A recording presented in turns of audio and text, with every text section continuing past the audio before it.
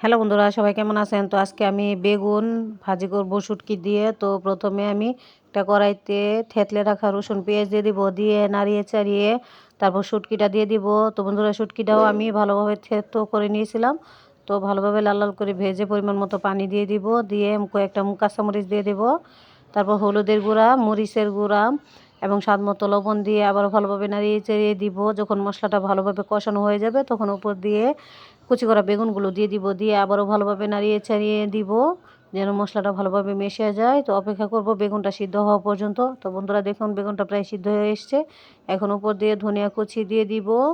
তো আমি ধনিয়া পাতা আগে থেকে কুচি করে রেখে দিয়েছিলাম। তো উপর দিয়ে দিয়ে আবারও ভালোভাবে নাড়িয়ে চাড়িয়ে দিব। তো অপেক্ষা করব বেগুন থেকে যেন পানিটা শুকিয়ে যায়। তো বন্ধুরা দেখুন, আমার বেগুনের শুটকি ভাজি প্রায় হয়ে এসছে, আর কি সুন্দর তেল ছেড়ে দিয়েছে। তো বন্ধুরা, আমার পাশে থাকার জন্য সবাইকে ধন্যবাদ। সবাই ভালো থাকবেন।